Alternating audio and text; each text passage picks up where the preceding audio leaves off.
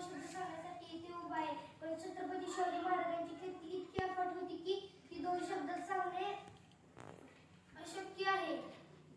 तरी मी थोडक्यात सांगण्याचा प्रयत्न करीन.